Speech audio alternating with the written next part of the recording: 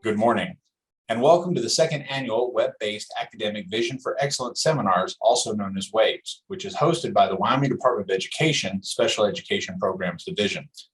We are appreciative of your time and effort to learn from local and national presenters on important topics that impact educators, students, and families across our state. I am Tom Jones with the Wyoming Department of Education, and I'll be one of your hosts today.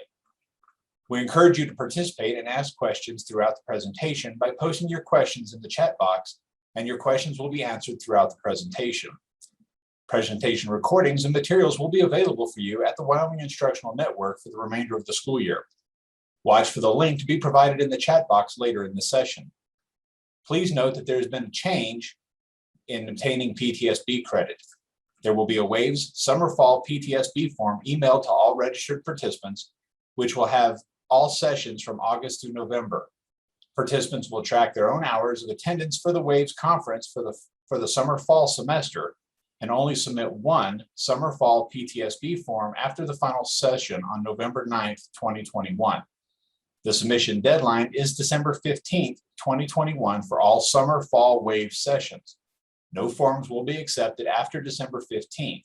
PTSB credit will be submitted by WDE at that point once attendance has been verified. There will be a separate PTSB submission form for the winter-spring WAVES sessions, which will begin in January and ending in May of 2022. At the end of this session, please fill out an evaluation. Your feedback is very valuable and helps us drive the planning of future webinars or events. The link will be posted in the chat box. All links will be included in a follow-up email you should receive within 24 hours after this session. When you submit your evaluation, you'll be entered into a drawing to win a prize for your school or classroom. Winners will be contacted via email. It is now my pleasure to introduce Lenore Knudtson. Lenore's career has been shaped by diverse professional opportunities. After earning a bachelor's degree and a master's degree in education, Ms. Knudtson became a nationally certified school psychologist working with school teams, parents, and children. School psychology ignited a passion for special education and improving the lives of children and young adults with disabilities.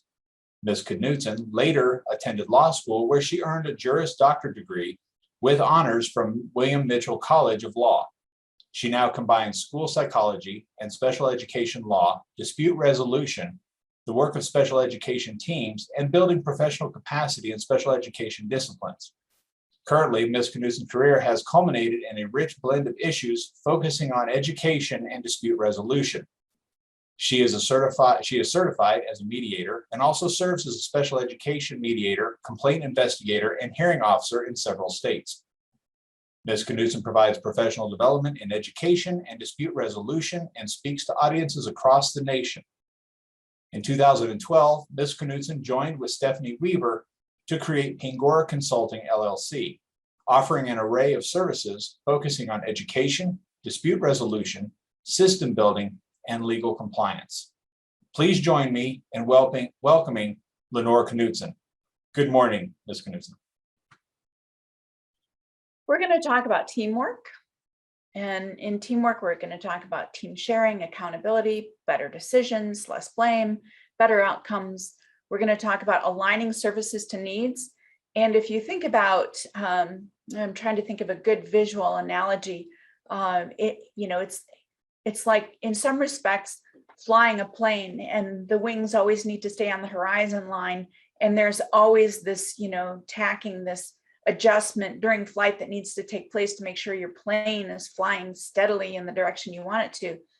I think of aligning services and needs the same way. It's this continual adjustment that you have to make based on the now current educational needs of students. And it is continual. It is not just an annual event.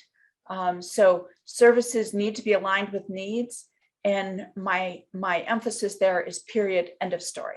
That's just a must.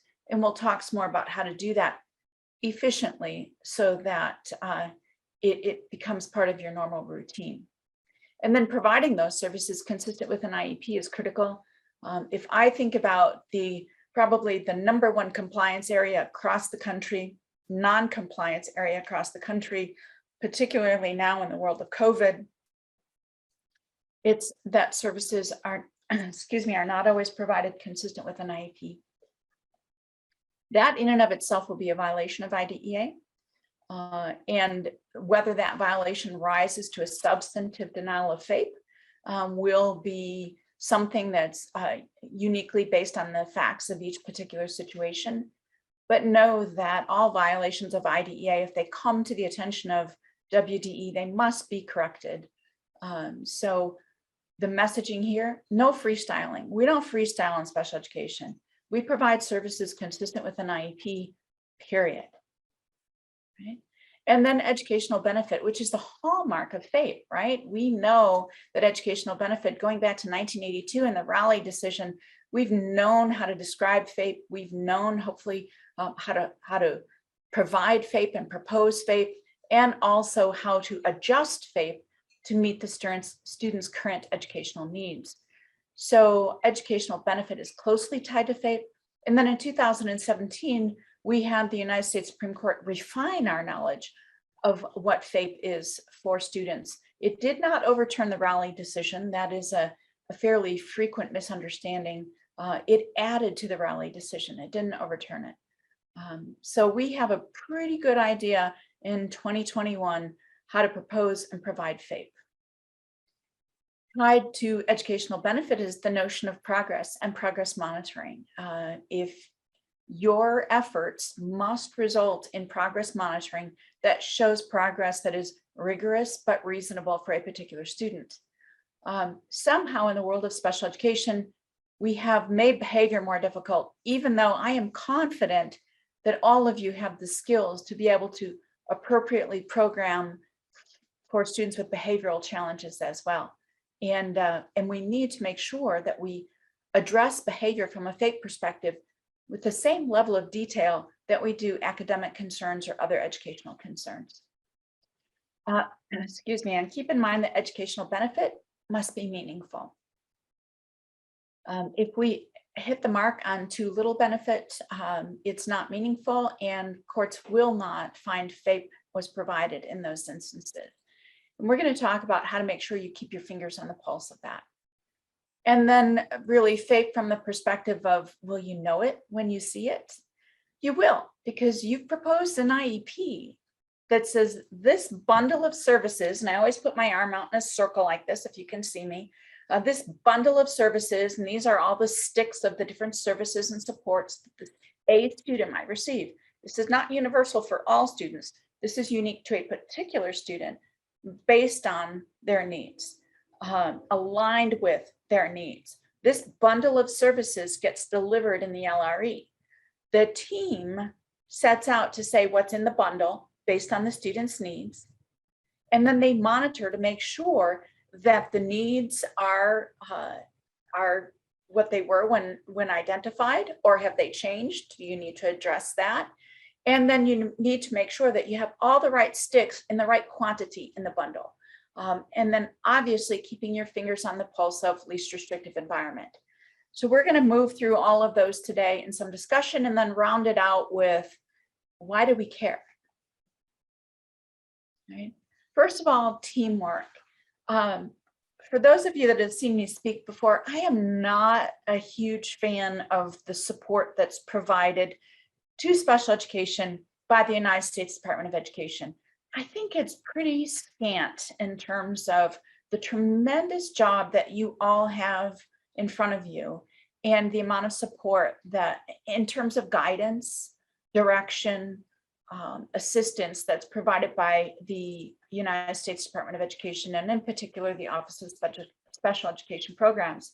One of the reasons I have gotten so jaded in my career is because the IDEA was last reauthorized in 2004 for 5 years. So if you do the math, we're a decade past reauthorization with no hope in sight, by the way. In our current political climate, there's a very little chance that we're going to get a reauthorization. It probably in my career, frankly. So we are dealing with regulations that were drafted in 2004. Education has changed since 2004. What we know about it, how we've studied it, what we know works, what we know doesn't work. And also, in some respects, schools have changed. So I would much prefer to see more timely guidance from the United States Department of Education, I'm not going to hold my breath for that. One area, well, I will give them kudos, absolute kudos, is that the framework of IDEA and the federal regulations sets up team decision-making, right? We don't get to make decisions in isolation about students with disabilities. No one person gets to do that. That was brilliant. That is one thing that the United States Department of Education got right, spot on right, because teams share input and they also share responsibility. They just share decision-making, and it gives you an opportunity to be that team leader at the table, not to make your decisions be the team's decisions, but to guide the team into team decision-making, consensus building, because that's when you reduce disputes, you increase satisfaction, and you improve outcomes for students with disabilities. You get buy-in to the program that's being proposed. You have input. It's based on the current educational needs of the student. This is brilliant. Do not underestimate the power of the team in IDEA, because this is where it starts. If you want to make whole-scale improvements to your system in your school, start here. Improve your team's health. And that means every IEP team, whether it's at the front end when you're looking at proposing a comprehensive evaluation, or you're dealing with a junior or senior and this is their umpteenth IEP team meeting. It's still that collective decision-making that is so powerful, right? So kudos to OSEP for that. Little warning here, if you have not included parents in the decision-making process, the more likely they are to dispute your decision. It's a fact. We see this play out in dispute resolution data over and over again. This has become particularly true since COVID, because in the beginning, again, OSEP's guidance was, I think, not as helpful as we would have liked. And as a result of that, schools made decisions that were not necessarily team decisions about how they were going to implement distance education or virtual learning or learning packets or no education, depending on what was happening in your particular district. Anytime you take the parents out of the decision-making process, you have this exponential increase in disputes. And right now we have a huge number of those disputes focusing on services not provided consistent with the last drafted IEP.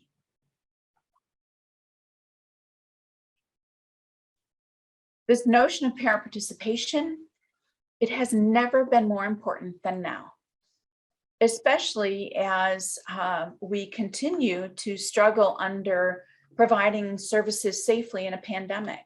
And for those of you that have followed the news with respect to OSEP and the United States Department of Education, they're now looking into and conducting an investigation starting in 5 different states on whether mask mandates have a discriminatory impact on students with disabilities.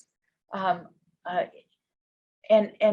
I should say the anti-mask mandate, because some students with disabilities have particular vulnerabilities in the health area that require a certain level of safety in order for them to be able to attend school. So it has never been more important than now. And that's just one example of how we need to make sure that we're communicating with parents. Do it in the team framework, all right? Every opportunity you have to bring that communication back into the team, better for the student, better for the team's health, and better outcomes. When decisions start being made outside of the team, the school immediately becomes vulnerable to a claim that they're not providing services consistent with the IEP, and they're engaging in what's called unilateral decision-making. Under the IDEA, whether it's in a state complaint or a due process hearing, there are 3 procedural errors that can rise to a substantive denial of FAPE. Why that's important is because when you have a procedural error, like denial of parental participation, meaningful parental participation, That can rise to a substantive denial, which automatically means individual student remedies. Typically, a procedural error is corrected at the procedure level. Stop doing that, or start doing this, or use this tool like prior written notice or something else. When it rises to a substantive denial of FAPE, it will result in an award of some kind to that student. Could be compensatory education. It could be something up to and including tuition reimbursement. If the parent has said, nope, if you're not going to listen to me, I'm going to take my child to a very expensive private school instead. So make sure you're communicating with parents. We've experienced these unprecedented times and know that lack of communication builds mistrust. You could be doing the very best that you can to provide services during a pandemic to all of your students. But if you don't communicate that to parents of students with disabilities, it builds mistrust. Mistrust then breeds disagreement. Disagreement is one step shy of formal dispute. So I have some don'ts for you. Don't exclude parents from the decision-making process. It doesn't work. There's nothing helpful about that. And if you want to change a contentious relationship with a difficult parent, bring them in. Don't push them out. As difficult as it might be, the more you can bring them into that decision-making process, the less disagreement you will have. Okay? And don't make unilateral changes to IEP services. And don't underestimate the importance of prior written notice. I say that, and again, I work across the country. Somehow prior written notice has kind of continued to be this slippery, baggy, amorphous concept that's difficult to understand, and it's really not. Prior written notice is your best friend when it comes to demonstrating that you have given the parents a meaningful opportunity to participate. Prior written notice is your best friend when it comes to proposing that bundle of services to provide FAPE. So unilateral changes to the IEP goes hand in hand with prior written notice. Don't make unilateral changes. Do it in the team process and then issue an artfully drafted prior written notice. Team process, let me clarify, and I know we have a question, so a couple of them. I just want to make sure that I clarify this before we break for questions. When I say team process, I don't necessarily mean eyeball to eyeball at the same table. We need to do that annually. And now with COVID, that could also be virtual or telephonic based on guidance that we've received from the United States Department of Education. However, there are lots of, teamwork takes place all day long in a school system. And you can be teaming with a parent without being at the same table with them. So I'm not trying to suggest that every time you got to make a decision that you have to pull the whole team back together and provide written notice of the meeting and all of that. I'm not suggesting that. You have an annual obligation to have a full IEP team meeting. You might have obligations throughout the school year, depending on the student's circumstance, to reconvene the team. But you can reconvene the team routinely and very effectively without coming to the same table throughout the year. Hi, Lenore, we have a question. It says, how do you work with parents who are unresponsive to attempts to contact, don't attend meetings, etc.? So my simple answer to that question is document, document, document. Okay. There used to be an urban myth out there that there was like a 3 strikes rule. It doesn't exist anywhere in the regulations, and it is not necessarily a good practice. We have some great case law that says that it's really depending on the circumstances. So for instance, I'm thinking of a case, and I might think of the name of it. At my advanced age, some things recede a little bit sooner than they should. But Drobnicki, it's the Drobnicki case out of California. And one of the principles of that case was that you have to give the parent a meaningful opportunity to participate. That means scheduling a meeting at a mutually agreed upon time and place within reason Now we need to make sure that we schedule the meeting in a format in which the parent can safely participate. So it might be Zoom, it might be telephone. We need to make sure that they have the technology to participate by Zoom if they don't have that in their home. And then we need to pay attention to current circumstances. So for instance, a parent gets ill and they notify you last minute or the day before, or even during the scheduled time of the IEP meeting that they got ill. Don't go ahead without that parent due to unexpected illness. That would not be reasonable under any circumstances, and a court would have a very dim view of that. Now, let's say the parent has rescheduled once for their own convenience, their situation. Maybe they had an ill child, maybe they had a meeting at work. In the interest of full disclosure, I will say that my youngest, who's the senior at the University of Wyoming, was on an IEP in his elementary school years. And I once missed an IEP team meeting. Can you imagine that? I mean, me, who harps on compliance every day of her career, inadvertently missed an IEP team meeting. I'm pretty sure it wasn't my fault, but the bottom line is I missed an IEP team meeting.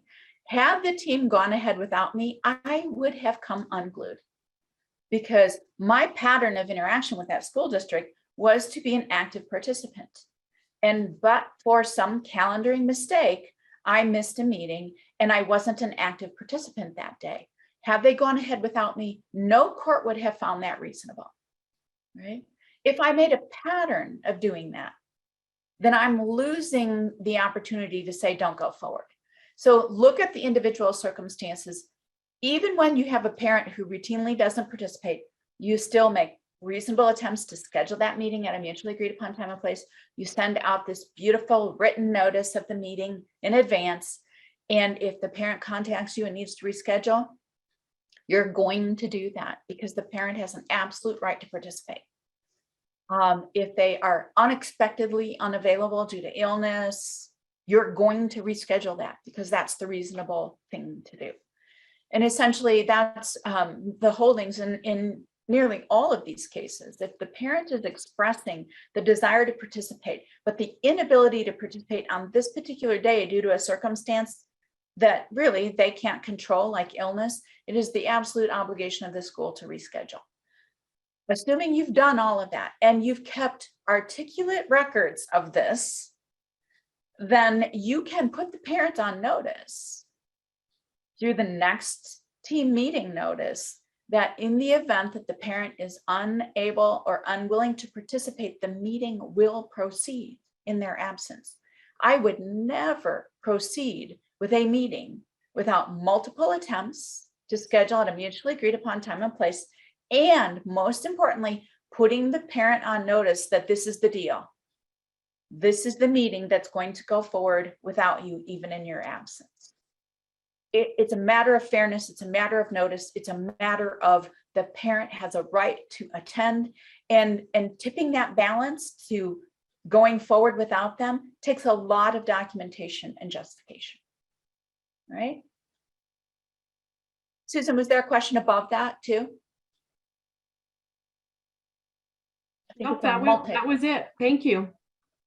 I see a multi-part question. Yeah. Unresponsive and don't attend meetings is what the question says. Please distinguish between decisions. Oh, that's to me. I understand now. All right. So I'm going to distinguish between decisions that are the purview of the service providers, for instance, the school psychologist, versus the team. This is a really good question, so I want to share it with everyone. First of all, the IEP controls services. The IEP does not control lesson plans. It doesn't control particular methodologies unless you've made the error of putting those in an IEP. Once you put them in the IEP, you are married to them. And without offending anyone, we all know that it's difficult to get unmarried, right? So you want to make sure that you are putting the services in the IEP at a service level as opposed to a lesson plan level, as opposed to a methodology level. So as to whether you choose to engage in, a group activity focusing on anger versus bullying, that kind of thing is lesson plan level, right? And that would not go in the IEP and would be the purview of the service provider. Let me say though, if you make the decision to pull a student out more than what's on their IEP, you got a problem. Because the LRE is an absolute mandate. We're going to get to that. It is also a maximizing standard, maximizing the amount of time that a student is with non-disabled peers. We think of FAPE as appropriate, right? Sort of this middle of the road kind of standard, what's appropriate, not what's best. I could give you case law as long as my arm that talks about no child has the right to the best possible education. This is about appropriate. And so my recommendation is take best out of your vocabulary. It's not a helpful word to use in your team meeting, so just get rid of it because you set up an expectation that you're not going to deliver, by the way. And the reason this is important is because there are 3 times in the regulations where the word maximum is used, and all of those deal with LRE. So it's a different kind of standard. This is an absolute right for the student to be educated with non-disabled peers to the maximum extent appropriate. If you are changing the amount of time that a student spends with non-disabled peers, that is one of the triggers for prior written notice, right? Placement. So you can't change the amount of time without getting some kind of IEP amendment or a redraft of an IEP at the annual IEP time. Lesson plan level changes, that's up to you as a service provider. And the question goes on, it's understanding that assessing whether a child has an underlying condition that might create an emotional disability in their education, for example, is the job of the assessor. Deciding whether that child's level and types of impairment create qualification for an SED is a team decision. I would agree with that somewhat, not completely. The assessor is going to bring a piece of information to the whole picture, right? And so you may be the assessor who has identified some underlying condition, and there may be an outside evaluation that you also need to consider that might even identify a different underlying condition. There may be other information that is relevant, so that underlying condition may exist, but the team says there's absolutely no educational need here. This is a student that's performing well, has friends, attends regularly, all of those things. And so this student isn't eligible because it's a 2-pronged test, right? To cross the threshold, you have to have an IDEA disability and the need for specially designed instruction, which is special education. So I would say, yes, the assessor brings a part of it and has a very important job, but I'm also at the risk of maybe offending my school psych colleagues. Remember, I'm one of you, so don't hate me for this. There are multiple places in the commentary to the regulation that say that the individual assessments of a school psychologist are not necessary in order to determine eligibility. So I don't want to offend you. You know, when the 2004 IDEA was promulgated and the regulations came out in 2006, there was this concern that they were phasing out school psychologists or the importance of them. I don't think that happened. I see school psychologists as incredibly important team members, but it's not just about assessing, and the regulations made that clear. So I would agree in part. All right, this goes on. I know Susan's got another question. Deciding whether that, let's see, this is why parents are entitled to second opinion of the assessment. No, the parents are entitled to an independent educational evaluation, which is a legal term of art, an IEE, anytime they disagree with any part of the evaluation, not just a particular underlying condition that's been identified by a school psychologist. It's any part of it. So it's much broader than that. And in fact, there was a letter to OSEP a couple of years ago that spoke to if the team omitted a critical area of evaluation, that could also trigger the right to an IEE. All right, Susan, I see we have 3 questions, so I better be quiet. Yeah, and it seems like you're getting questions that are not going to everyone. So sorry, I can't moderate those. I don't see those. Okay. But this one says, how long or the duration of change with the LRE before you make a change to the IEP in regards to LRE? For example, a kiddo was performing in the classroom in the spring, but comes back in the fall and is struggling emotionally and behaviorally to the extent the LRE has changed at present. As soon as you have an indication that the IEP no longer represents FAPE in the LRE for a student, you have an obligation to change it, not months later. You know, it might take you a few days or a few weeks to be able to tease that out, but I would not ever go beyond weeks. Every time you pull a student out, in addition to or over the time that's indicated in their IEP, you're in very dangerous territory. The parent has a right to know how much time her child spends with non-disabled peers. Parent has a right to rely on the fact that services are being delivered consistent with the IEP. And if you look at the definition of FAPE in 300.101, that's exactly what it says. Services, it's one of the points, services delivered consistent with the IEP. Anytime you vary from that, you're in dangerous territory. So you have a very small window to say, okay, the services that we've identified in this bundle are no longer meeting the needs of the student. We have an obligation to amend. It's a current obligation, not a future one. So very little time, generally speaking. If a school district has an academic support class, but it's only available to students with 504s and IEPs, is this a violation of LRE? No. It could be for some students, but the way the question is asked, my answer is no, because LRE is not about a location.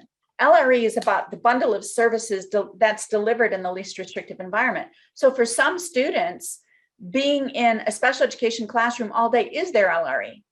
For some students, being in a separate school for students with disabilities is their LRE.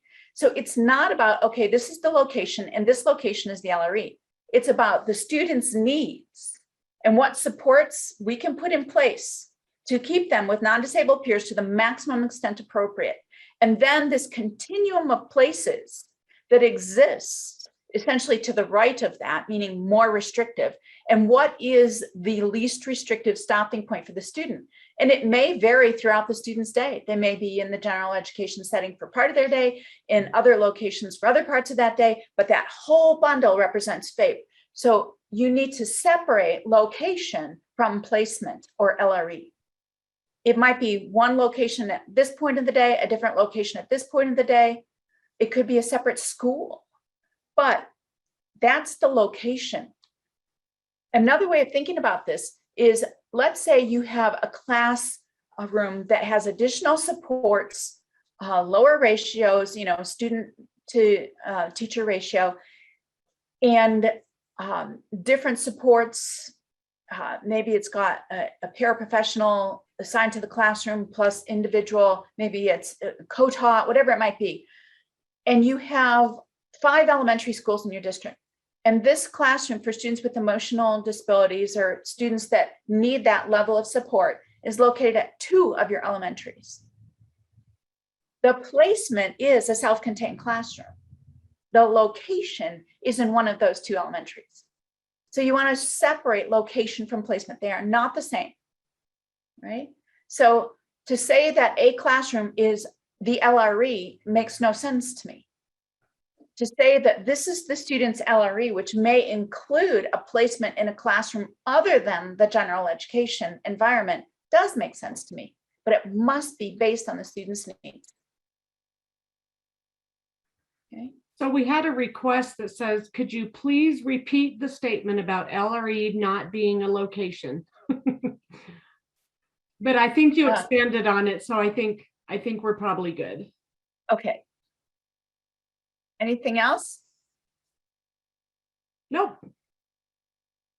Not on my end. All right, so I've got a couple. And if people are comfortable, it would be helpful to do it to the whole group, because The direct messages to me, Susan can't see. And that means that I have to present and monitor chat at the same time, which can be really difficult.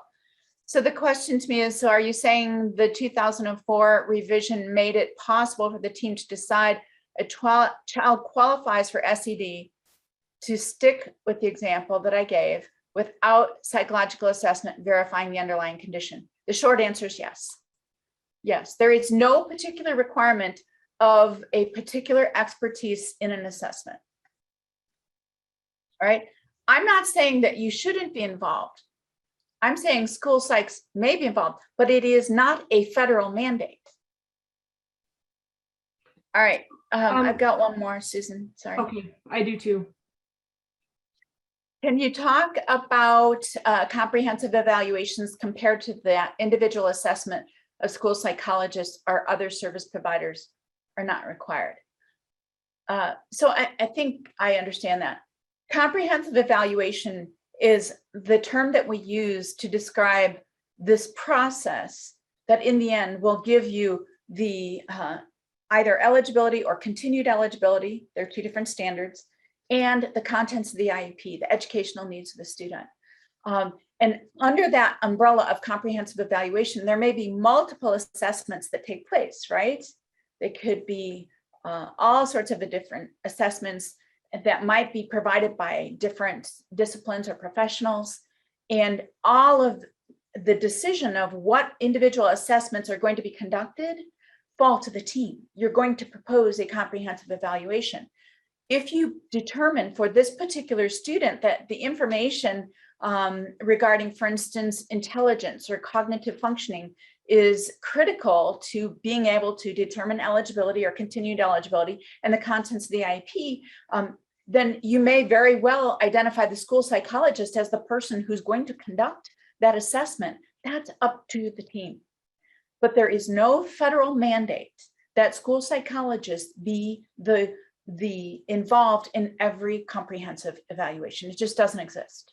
And in fact, there's some pretty strong language on the other side of that. Do you have more, Susan? Yes, back to that question about the academic support class. Someone is asking, but if the class is a service only available to students with disabilities, what should be written into an IEP as the service? That service, I'm assuming, would either be specially designed instruction delivered in that setting. It could be instructional support. Maybe the instruction is delivered in the classroom and the student goes there for practice or support. Could involve a paraprofessional under the limitations set out for the work of paraprofessionals in your state.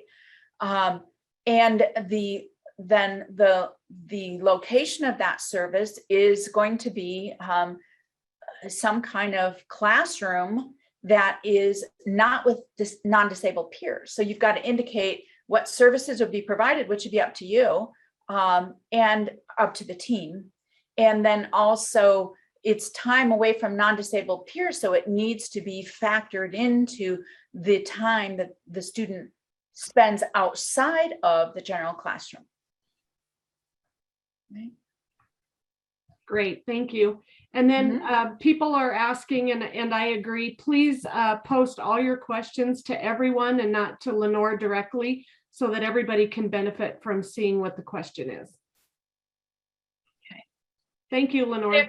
Sure. If you don't know how to do that, when you're typing your message right next to your name, there'll be a caret to pull down and you'll be able to determine whether it goes to the whole group or to me as the presenter. But whole group is better unless it's something like really personal or something that you don't want to share. But this is a pretty safe environment. All right.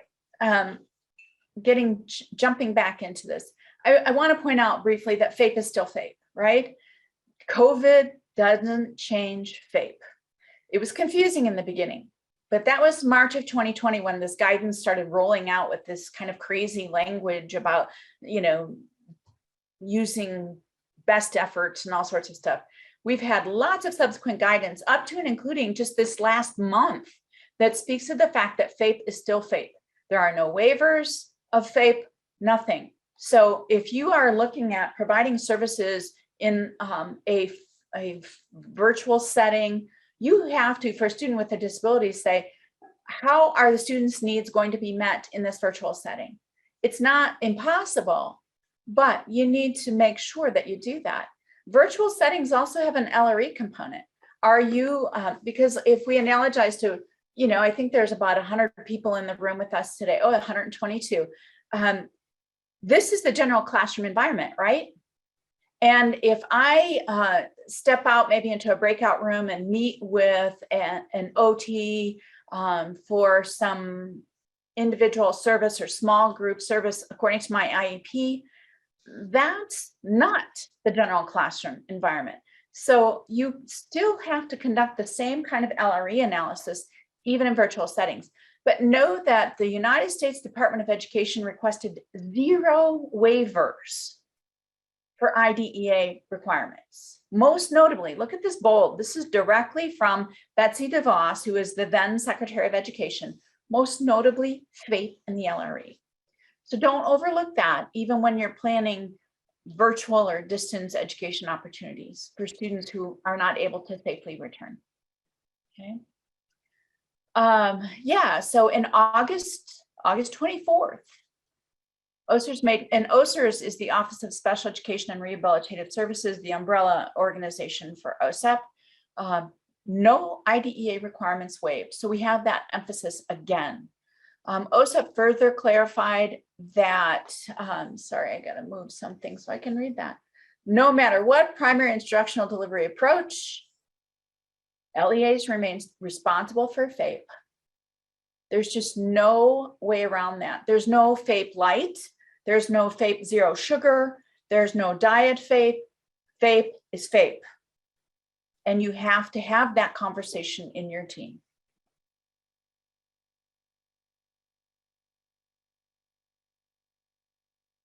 All right. Same letter. I'm not going to read it to you, but you just have to ensure that IEPs are in place at the start of the school year. 300.323 speaks to the when of IEP implementation, and it is crystal clear that for a student who transfers in any other time other than the current school year, you must have an IEP in place in the fall. For students who have been attending your district, you must have an IEP in place in the fall. That's an IEP that's based on their unique needs. If you need to change that IEP, you may be able to use the amendment process if you're not at your annual review, but students have a right to an IEP on day one. Okay, a couple of years ago, this is several years ago now because I'm old and I've been doing this a long time. There was a New Mexico letter that went out. It was a letter to Kosilniak that spoke to the notion, and in that particular case, it was speech language pathologists, that it took a couple of weeks for them to be able to figure out their roster of students that they needed to serve in each building, and then to, you know, build a master schedule with all of those students so that they were itinerant. They could go to this building and see these students in this building and so on. So for the first 2 to 3 weeks of the school year, these speech language pathologists were building their master schedule. OSEP says clear violation, and every one of those students is entitled to compensatory education. IEPs in place on day one. Services delivered consistent with the IEP on day one. So, keeping the focus on teams is incredibly important. Just to kind of round this out, school districts have the legal responsibility to propose FAPE, which means an IEP reasonably calculated to provide educational benefit in light of a student's unique circumstance. We've added the unique circumstance language based on the 2017 NJRF case. So that's a duty. There's this corresponding right. Students have the right to receive FAPE. Right? Parents have a right to litigate a denial of FAPE. What I want to make sure you understand is that there's still no guarantee of success. Even though you have this corresponding responsibility to a corresponding right, there is no guarantee of success. Lack of educational benefit means the team has more work to do. I will tell you straight up, as plainly as I can, if you have a lack of educational benefit or a lack of progress and you don't respond to that, that's a denial of faith. Every court will hold that that's denial of faith. So lack of progress in and of itself does not equate to denial. It's not a strict liability standard. So if you have lack of progress, oh, you're violating faith. It's what you do with that information that will determine whether you've denied faith. Okay.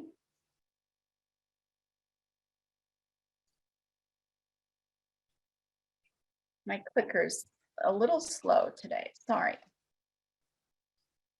So this FAPE standard, again, this is refined from Rowley to Andrew F.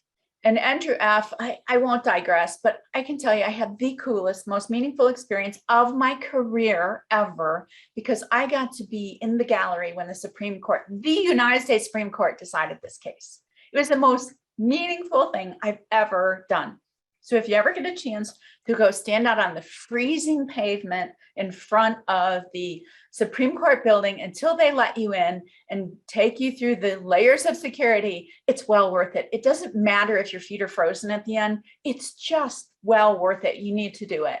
And to see a special education case, because we have so few go all the way up to the United States Supreme Court, it's amazing. And again, I can't help myself, so forgive me. The court at that time was an 8-justice court, right? We knew who the 9th justice was going to be, but he had not yet taken his seat. The 9th justice came from your circuit, right? The 10th Circuit Court of Appeals. It was Justice Gorsuch, who, by the way, wrote the opinion in Andrew F. at the federal district, at the 10th Circuit Court of Appeals. And so the new colleagues, the 8 justices on the court, were judging the language in this opinion that was drafted by their newest member. You couldn't replicate that again in a zillion years. And what it came down to was 3 words that Justice Gorsuch added to the FAPE standard: merely more than de minimis. It's actually 1 word. De minimis was not the objectional word. It was merely more than de minimis that got them set on edge and caused that case, that 9th Circuit, or excuse me, the 10th Circuit decision to be unanimously overturned. And if you think of the political climate at the time, a unanimous decision of the Supreme Court doesn't happen very much anymore. So it was a really fascinating series of events. And yes, I read case law every morning because I'm one of those people. So if you've ever spent any time reading Andrew F., it's worth it. It's just worth it to reread it. It's worth it to weave into your professional development that happens at the beginning of every year too, because this is our standard and we need to be crystal clear about it. Okay. I have a question, Lenore. Okay. In regards to SLP building a schedule, could service providers write that services start later on the IEP? For example, if a school psych thinks it's more important for the student to be in class and learn the routines at the start of the school year and then write in coming to group later on, is that acceptable? Yes, if the team decides that. School psychs don't get to decide that on their own. The team decides the amount, duration, and frequency of services. It is totally acceptable and appropriate to have various start and end times for different services in the IEP, depending on the needs of the student, but that is a team decision. So in your conversation with the team at the annual IEP, you want to talk about those things. It could be very appropriate, but it is not a unilateral decision that a school site can make on their own. It's a team decision. The amount, frequency, duration, start and end of services is a team decision. Okay, so this is really, specially designed instruction is a defined term in the regulations. And what that means is that you're not really free to vary from that definition. And it is absolutely aligned with the general curriculum. throughout the regulations to ensure access to the child to the general curriculum so that the child can meet the educational standards that apply to all children. Clear link to the general curriculum. I was doing some large-scale technical assistance in a huge state on the East Coast just a couple of weeks ago, and one of their groups, their SEA level divisions, I should say, objected that I had used the term general curriculum because not every student participates in the general curriculum. That's true. However, make no mistake that in many places throughout the IDEA and the federal regulations, there's the link to general curriculum. I am using the same language that's in the regulations. It's a clear link to the general curriculum. And if you have a student, the 1 to 2% that are not participating in the general curriculum, you need to articulate that with specificity in the IEP.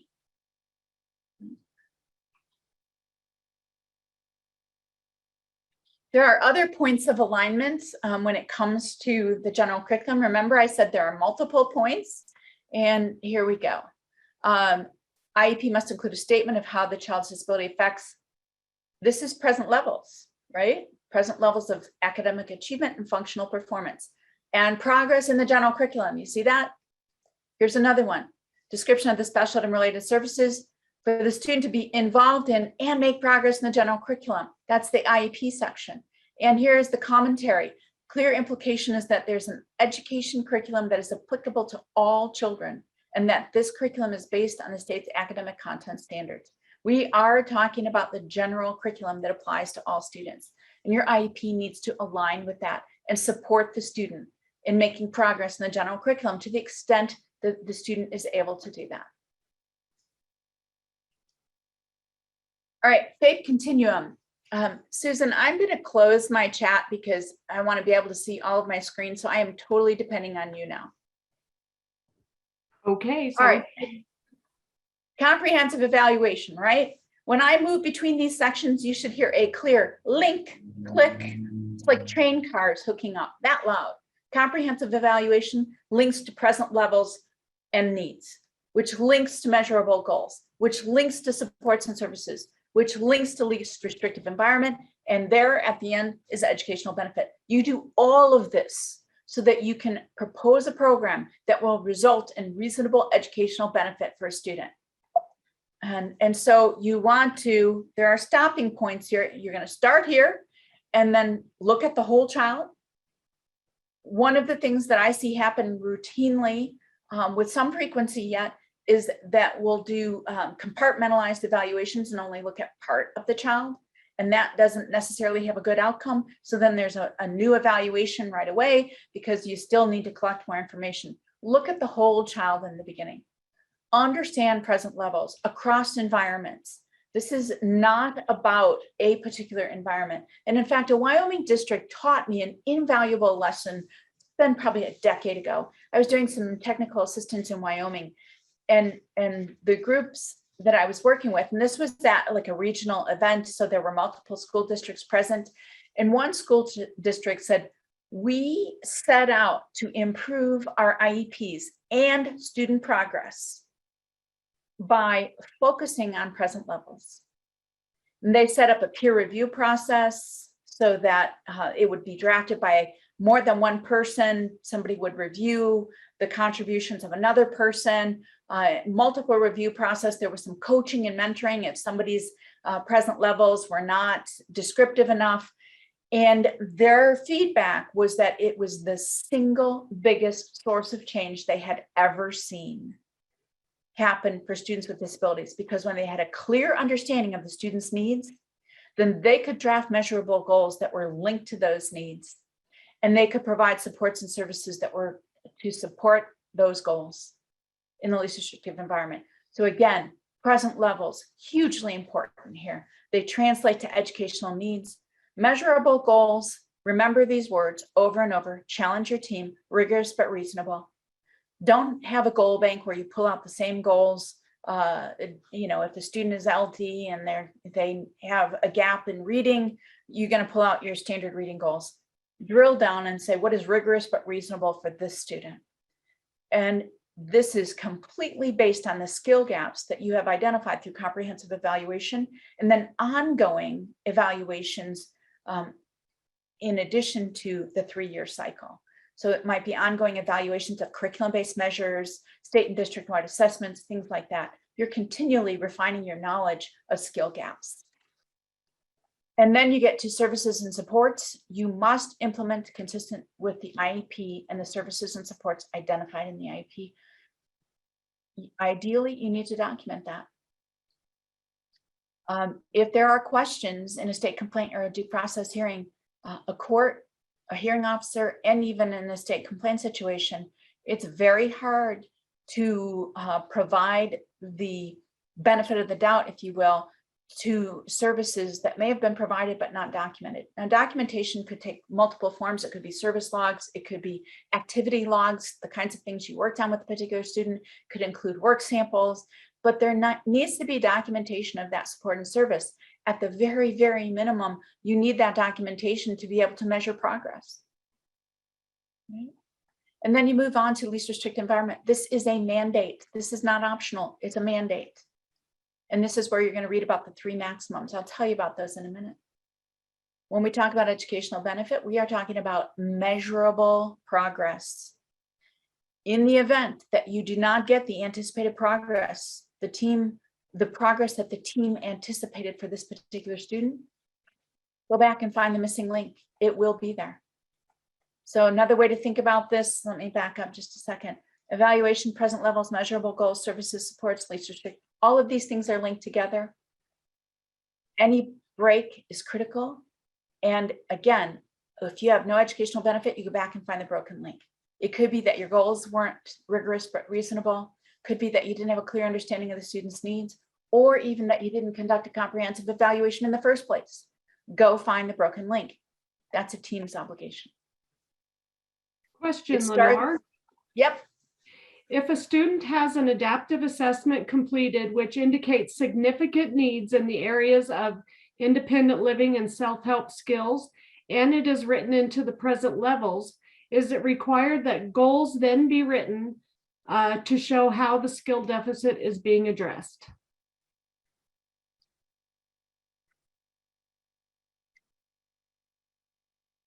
Most of the time. And I'll qualify that by saying that sometimes, in particular, students with significant disabilities may need prerequisite skills or scaffolding of skills in order to be able to go to that next step. So if you've identified a skill gap and a need, and functional is very much your responsibility under IDEA, keep in mind the F in PLAAFP, academic achievement and functional performance. So you may need to develop prerequisite skills.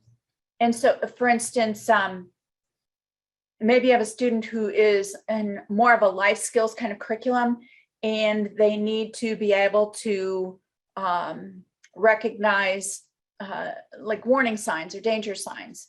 You may have to teach them some prerequisite skills that correspond to colors or shapes, or to even focus on a sign. What does a sign mean? And then start teaching the concept of this is a warning sign. So you may need to scaffold that, but then you've identified a skill gap. So you need to start working on it somewhere at the level at which the student can, again, make progress, receive educational benefit. There's one other point that I think goes nicely with that, and you'll see it in the commentary to the regulations. I'm not going to recommend that you change your practice by my next words, but I just want you to know in fairness that the regulations do say this. The regulations say that there's no reason to have a separate goal for each discipline. So for example, you may have an OT goal that supports a student's writing. You may have an OT goal that supports a student's swallowing or something like that. And so when the OT goal, the regulations say it would not require a separate goal if progress was reported out by improved writing or some metrics that you set out for improved swallowing. So to the extent that you may have a functional skill that is part of another skill already in the IEP that has a goal, you wouldn't necessarily have to have a separate goal. If your director or your practice in your district is to have a separate goal, by all means, you're not hurting anyone by having it, but it wouldn't necessarily be a compliance issue if you didn't, as long as there was documentation to support that the services are being provided consistent with the IEP and that your service is resulting in educational benefit, right? If the student isn't making progress in writing or swallowing, then you got to go back and find the broken link. Was it because you didn't provide the service? Maybe the OT was in a car accident and unable to provide services for an extended period of time. Is it because any number of reasons? So I may have made your question more complicated, but in fairness, I want to make sure that I tell you what the regulations say. We good, Susan? I lost Susan. No, I couldn't find my mute button. Yes, everything's good. Okay. All right. So it all starts with the comprehensive evaluation, right? And I use the term evaluation to say the big umbrella, and under that are all sorts of assessments that may be completed depending on the needs of the student. The team proposes this evaluation. It serves two purposes: IDEA eligibility, or in the case of a reevaluation, it is going to be continued eligibility, right? Students do not have to re-meet entry criteria with each reevaluation. And also the contents of the IEP, special ed and related services that the student requires. If you are evaluating, and this happens with some regularity, if you're evaluating for the first prong only, you have missed part of your obligation. And by the way, it is really difficult to have an IEP that represents faith if you don't have a clear understanding of the student's needs. Right? By the way, these long page numbers down here, the 46548, this is 71 Federal Register. This comes from the commentary to the federal regulations, and that long number is a page number. We think of evaluations as a circular probing concept.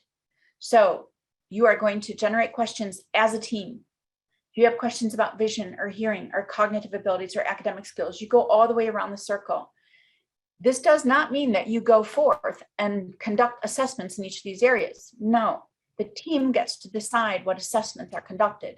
What you're doing here is probing to find out if you have concerns or questions in any of these areas. Okay, the clearest example I could ever give you happened in my life. I was a school psychologist in a metropolitan school system for some years. I decided to move into the private sector, where I shared my home with 6 profoundly disabled individuals, no language, all missing eyes, ears, lips from self-injury, injury to others. None of them toilet trained, very significantly impaired people who, by the way, had come to me for the first time as young adults, teenagers and up, having lived in an institution their entire life. So they had some very ingrained institutional behavior as well. One of the 6 was diagnosed as profoundly deaf, as well as significantly cognitively impaired. After living with her for a period of time, and I was doing behavioral programming across multiple group homes at this point in time, and then I lived with 6 of these individuals. After living with her for a short period of time, I started to suspect that she could hear everything, because if we talked about things that were of interest to her, she would show up with her jacket. Like if we were talking about going out in the community, she'd show up with her jacket. If we talked about going out to eat, she showed up with her McDonald's Pixins. McDonald's was her favorite place to eat. Clearly, this person was overhearing our conversations and then acting on it.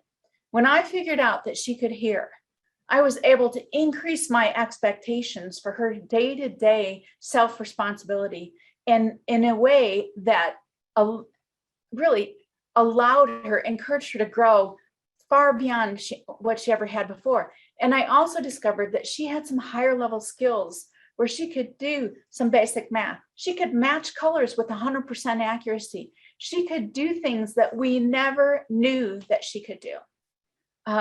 So you got to probe. Do you have questions about whether this person's vision or hearing or health is impacting their education? Make no mistake, if it's for eligibility or programming purposes, you may need to fund and not only fund, but plan and transport for a student for an evaluation if you don't have the in-house expertise. That portion of the assessment may need to be done out of house by an expert in the community. That's your responsibility if the team says, yes, we need this information and it doesn't already exist, right? So you probe this whole circle in order to be able to plan your comprehensive evaluation. And then you're going to set out to conduct assessments in these areas where you've said, yes, we have unanswered questions. Susan. Yes. Does a student need to reestablish initial eligibility criteria during a reevaluation under speech language disability? My answer is no across all disabilities, unless you are changing the eligibility category. For instance, in Wyoming, DD, developmental delay, sunsets. So you must change the eligibility category before the sunset age, right? That student would be meeting initial eligibility criteria in another category. Once a student meets eligibility criteria, they don't have to re-meet it. The language is qualitatively different in the regulations. It says that the student continue to meet eligibility, and Wyoming has put out some guidance on that in years past. So my answer is categorically no, unless, because us lawyers like our unlesses, you're changing eligibility category. Okay, can an evaluation be redone in the same state but different school if the team believes there may be a disability that could have been missed with the previous school? Yes, to the extent that you must administer assessments according to the professional standards for that particular assessment. So there may be limitations on the frequency with which you can administer certain tools or measures. But again, the team gets to decide. So in that situation, the team may determine that a comprehensive evaluation is warranted. You have unanswered evaluative questions. And because the WISC was just done 3 months ago, we're going to select a different assessment in order to be able to get at cognitive functioning or something like that. And so, yeah, you would do that as a team and make sure that you do not, that you're consistent with the professionally recognized standards of the test publishers, and go plan your assessment. Right? We good, Susan? Yep, thank you. Mm-hmm. All right. So again, we're at comprehensive evaluation. A comprehensive evaluation equals, at the end of it, an IDEA disability and educational need. If you don't have both of those are connected by an and. If you don't have both of those, you do not have an IDEA eligible student, right? A student must need specially designed instruction. 300.8 and also Chapter 7 rules in Wyoming, it speaks to the fact that if you only need a related service, like counseling, you are not a student that's IDEA eligible, right? It's the need for specially designed instruction. We're on to present levels. Present levels are academic and functional across environments. How does the student perform throughout the school day? Be descriptive. How does the student's disability affect his or her involvement in the general curriculum? Be descriptive. Scores alone are not enough.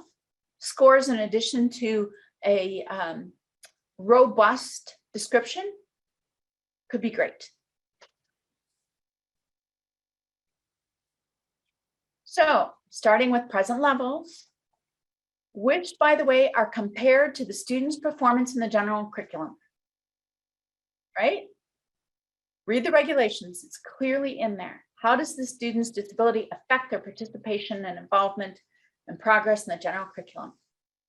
From there, you're going to identify skill gaps. Those skill gaps are where you target your services, and skill gaps are compared to standards. So this is where students are at. This is where we'd expect them to be. The difference between where they're at and where we expect them to be is the gap. That gap then is filled with IEP goals that are unique for every student. Okay. Does this make sense on a general level? And then you're going to go out and apply this to every single student. Yes? Hearing nothing, I'm going to assume that we can go on. Goals are linked to these skill gaps. Again, annual measurable goals. Annual implies that they are drafted to be rigorous but reasonable and accomplished within a year. If, again, you have stagnant progress or unanticipated more progress than you anticipated, go back and review that information and make changes. But the annual measurable goals must be based on the unique needs of the student, these skill gaps that you've identified for a particular student to help the student be successful in the general curriculum or a downward extension of the general curriculum. Or it could be an alt standard if you're a 1 to 2%, right? Keep in mind that measurable goals are rigorous but reasonable. If you've got them too difficult, it won't be meaningful. If you have them too easy, the student will meet them right away and you'll be at the point of forcing an amendment. You want to be continually working on closing that skill gap. It must be meaningful for each student. Next, you're going to design and provide services to help students meet those IEP goals. So services, this is really important because not all educators understand this, and certainly not all parents understand it in this way.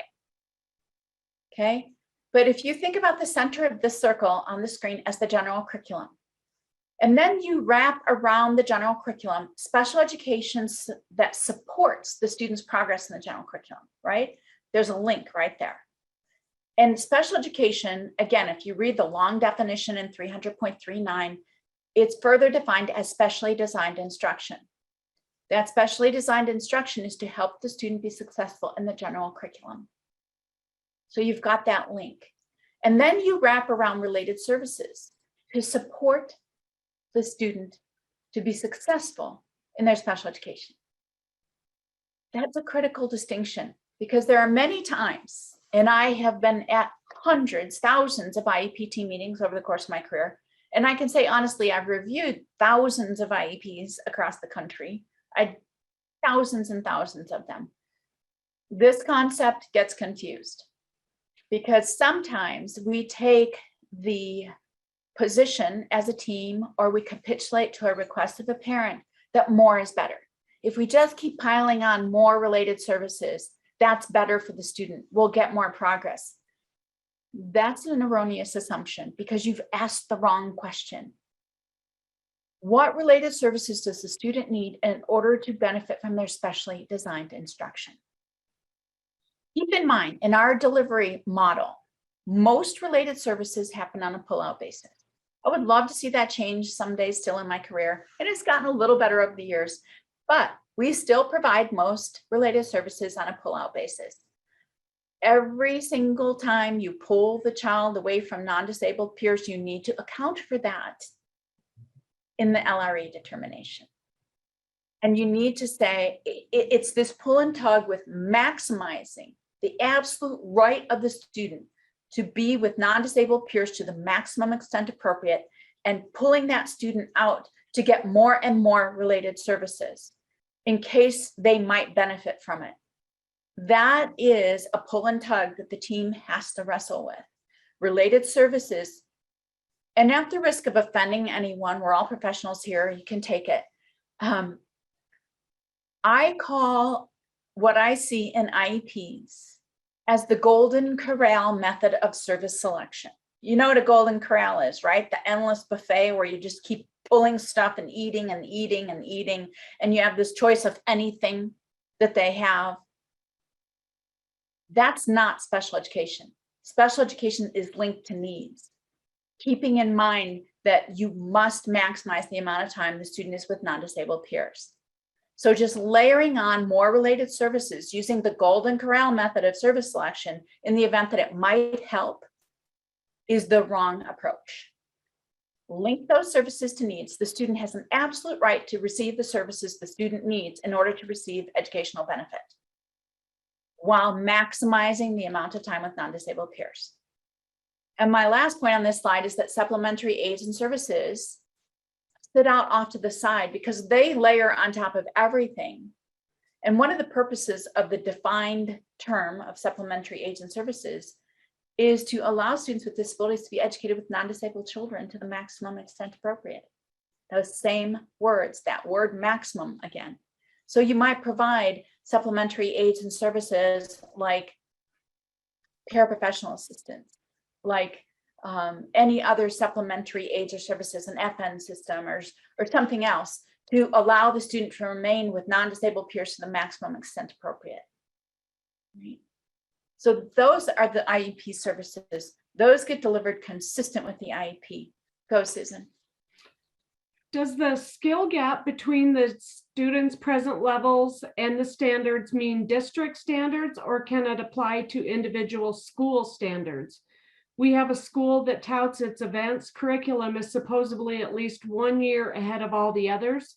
Many of their referrals for SLD run up against the fact that the students' progress is consistent with the district standards, even though lower than the building standards. So in my way of thinking about that, first of all, is that really a thing? School standards as opposed to district standards? Do school districts allow schools to have different standards, or is it the same standard delivered at the pace of these students? So they may, they may excel, they may go faster in the curriculum, but is it really different standards? That would be my first question. And I can envision there might be some magnet schools that have, a different standard that has been adopted by the school district. If that's so, be extremely cautious about identifying students as disabled because they're not able to keep up with an accelerated pace. All right? It's a charter school was the reply. Same answer, so I would say that what is a reasonable expectation? If that student moved to a different school, would they still be disabled? If the answer is no, that's a huge problem, right? Mm-hmm. Especially in your own state. So generally speaking, I'd say no, that it would be the district or state standards. Your state has, identified state standards, things that are necessary for a third grader to move on to fourth grade, and all of these, standards that have to be met in order to do that, or to graduate. Graduation is also a district component. So we're talking about standards of the district or the state, not of a particular classroom or school. So we run into the same thing with accelerated classes, like at the high school level. A student isn't going to be a student with a disability because they can't keep up with an accelerated pace. Can specially designed instruction, such as behavior regulation instruction, be provided by a related service provider, such as a school psychologist? Yes. Specially designed instruction is not defined by who delivers it, as long as it is a qualified credentialed provider acting within the scope of your professional practice. So I lay that out there in that way because over the years, I've seen paraprofessionals take on more of a role providing instruction rather than supporting instruction. That does not comport with IDEA or the professional standards in your state. But if you are a credentialed provider, you can provide direct instruction, specially designed instruction to students. I'll go one further. The general education classroom teacher can also be a provider of specially designed instruction because that is the least restrictive environment, right? That general classroom is the least of the least restrictive environment. And it could be that the student has progressed and the skill gap has closed to the point where they're ready to have their specially designed instruction planned by the team, delivered by the classroom teacher, and then monitored by the team for progress. So that's a credentialed teacher though. That's not an uncredentialed unlicensed provider? So my general answer is yes. Okay, I think we're good. Thank you. All right. Once determined by the team, services must be provided in accordance with an IEP. There is a very, very short leash here for deviation, right? If you are not providing services according to the IEP, you have a compliance problem. You're putting your entire school and even your district in jeopardy. If you have concerns that the students' needs have changed, you need to make sure that you get that back before the team. It could be the team not face-to-face, but make some team decisions about how to amend that IEP and then get the parents' agreement to that amendment. Right? We're ready to move on to LRE. And this is least restrictive environment. I've told you about the 3 maximums. Here they are with citations. So if you want to double check me, you can. To the maximum extent appropriate, students with disabilities are educated with non-disabled children. To the maximum extent appropriate. That means the team decides that, not a particular individual. Do not freestyle. And special educators, especially back in the day. Okay, when I started doing this as a school psychologist, we called it 94-142. So that'll give you an indication of how long I've been in this field. I have heard special educators, bless their hearts, love them. They are all in the business for the right reason. Very rarely have I ever seen a special educator that's not in the business for the right reason. You know, whether it's a provider or a teacher. And we tend to be protective of students with disabilities. And if the student's struggling a little bit in the general classroom, or the teacher's frustrated with that student in the general classroom, then the special educator has a tendency to say, come on, honey, we'll work on that in my classroom and I'll get you caught up, right? That is not services consistent with the IEP. I use bless her heart or his heart because it's extremely kind, but it's outside of the team process. And it would be a violation. Probably wouldn't rise to the level of a denial of faith, but it would be a violation. And in the event that that came to the SCA through a state complaint or a due process hearing, the district would be ordered to correct that, provide services consistent with the IEP, right? The other reason it's inconsistent with faith is because you are removing the child from non-disabled peers without a team decision. Can't do it. Extracurriculars to the maximum extent appropriate, ensure participation of non-disabled children in extracurricular activities. So if it's appropriate for students to participate in certain activities, you're going to need to support that participation. And many times it's through supplementary aids and services, like a student with a hearing impairment having an interpreter during track practice or something like that. And then again, supplementary aids and services to the maximum extent appropriate. Supplementary aids and services are provided to educate students with non-disabled peers. All of these are straight out of the regulations. It's the only time you're going to read the word maximum in the regulations. Susan. Somebody wrote, I have the opposite issue. I have teachers who want me to violate their IEP by pushing a student into my classroom for math struggles when they are only on an IEP for reading. My answer is the same. If there's a skill gap, an identified need, you need to address that as a team and provide services to close the skill gap. There is no reason, and this goes back to the 1997 reauthorization where we got additional clarification. We used to serve in silos, right? You were LD in reading decoding. You were LD in math calculation, and that's what you got your service in. We know that once a student crosses the eligibility threshold into IDEA, we are free and must serve through the IEP process, provide services to students to meet any needs that result from their disability. So it's entirely possible that a student who cannot read or has difficulty reading would have difficulty reading math as well.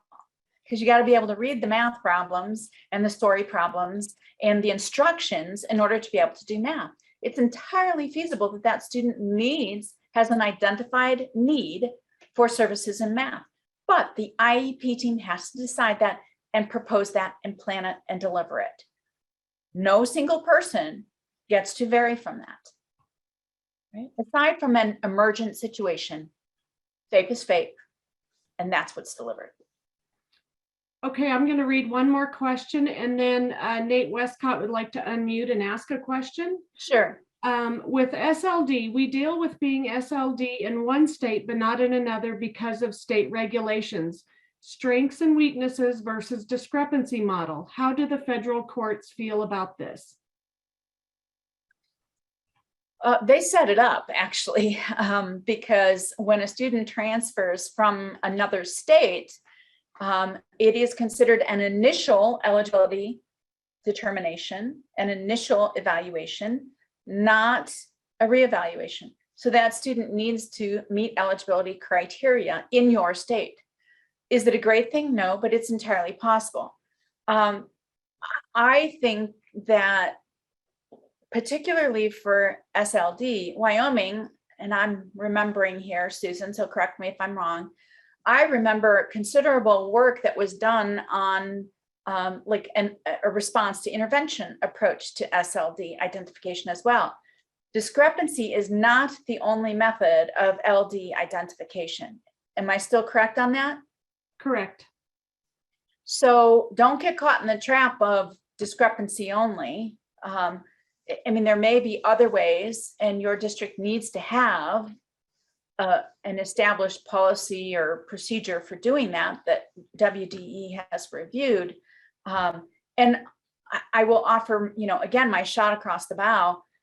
The discrepancy model will not be in the next reiteration of IDEA and the federal regulations. It may be listed as a far distant choice because even in the 2004 reauthorization, it was disfavored, and that disfavor has only grown. So if you're relying on discrepancy only, you have some professional development work to do within your district to be able to say, what are other methods of identifying students with learning disabilities up to and including a strengths weakness analysis. WDE needs to be, because I think it requires approval of that procedure, doesn't it, Susan? We don't approve the RTI process any longer, but strengths and weakness is coming up and will be revisited in our revision of Chapter 7 rules. Okay.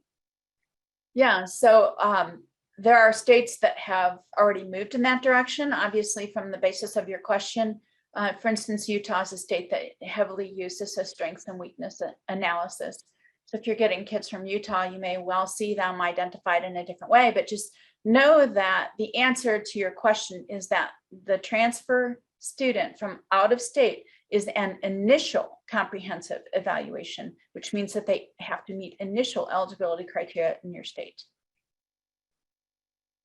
Okay, Nate, would you like to unmute and ask your question? Hi, Lenore. How you doing? I'm good, Nate. Great to hear your voice. Yeah. Hey, real quick, I like how you kind of always referring to LRE about just not being with the non-disabled peers, where I think still sometimes we put in our mind a physical structure of LRE. Obviously, a residential is a very physical structure where they're away. With the PLC process, we have schools at our elementary level now where during a block of reading time, all those students' names are essentially thrown up on a board by the PLC team. And as they get data and then they program for the next unit of structure, those kids then are grouped where their challenge level is. So a student that might be more successful with an IEP in an upcoming unit, they wouldn't restrict him to a lower level group. They'd put him right where he needs to be. But then at another time, if they're coming in a unit and he needs more help, he might go down a group. But during that block of time, all those kids are being treated exactly the same. It's all the grade level teachers, including the special ed teacher, and they rotate around in groups in that time. In my view, that's a least restrictive environment because no one's being treated differently at that point. They're being treated appropriately. And sometimes the sped teacher's freeing up the general ed teacher to rotate with a group. What are your thoughts on that? Is that moving more towards that, I guess, a little bit more view of what you're doing rather than a physical location? Let me ask a question, and that is, are students with disabilities treated the same way as non-disabled students, meaning that they are going to be grouped according to skill level? Yeah, so what they'll do is they'll take a pre-test, they'll go into a unit, and then they'll look at where their strengths are for that period of time. And so then for, let's say, 30 minutes, there's 5 teachers involved. And then those students, so that student over different units of times could find themselves with different groups. They wouldn't be with the same group the whole year, but all those kids are not viewed on like having an IP or not having IP. It's their performance going in, and then wherever they need to be challenged at their learning level for that unit, they're being challenged. So in my mind, it may be a student's least restrictive environment to be able to participate in that grouping process in the same way as non-disabled children.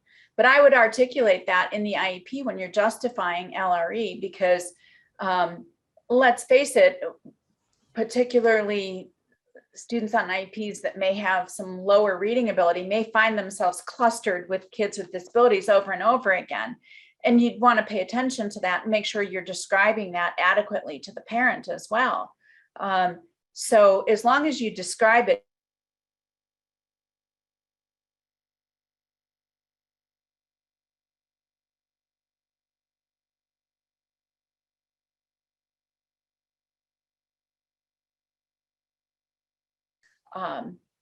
chapters or units, they may be with more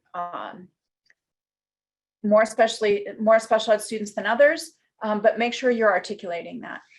Because the overall concept is that all students, regardless of disability, are going through this grouping exercise, right? Yeah, and I like how you describe that. So yeah, it's just a gray area, and we're just trying to make sure we get it right. But we also think, Right. like you said, since 2004, we've evolved a long ways on how we approach this. Right.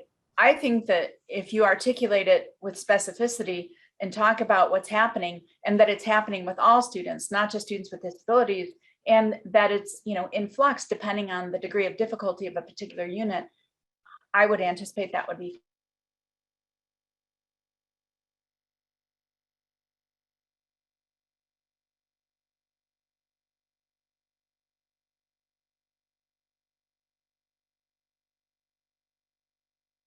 fine. Anyone else? Within a location, here's the continuum.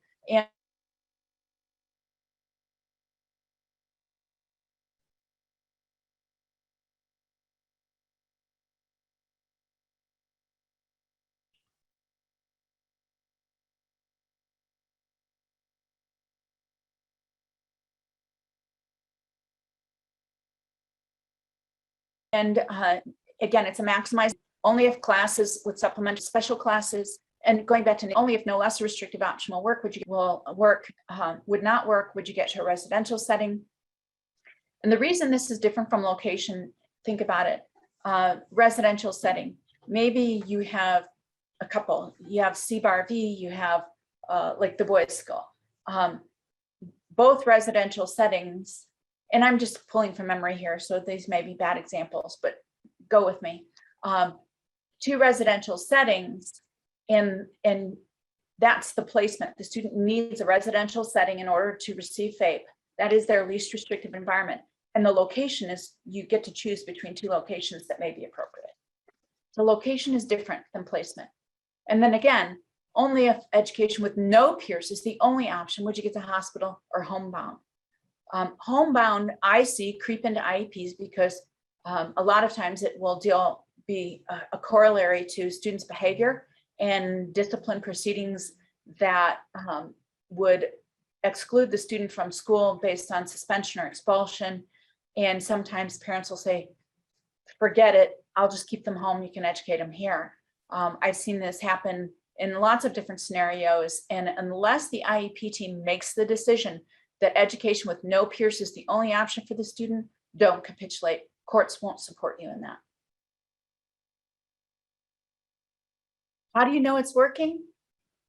Because you're going to monitor progress regularly and frequently. You're going to collect and share data at a high frequency.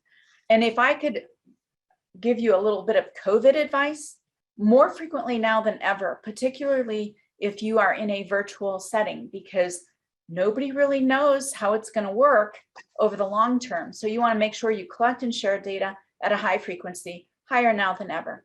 Monitor progress towards goals and also progress in the general curriculum. Do both. Wyoming on their IEP forms requires data and a narrative.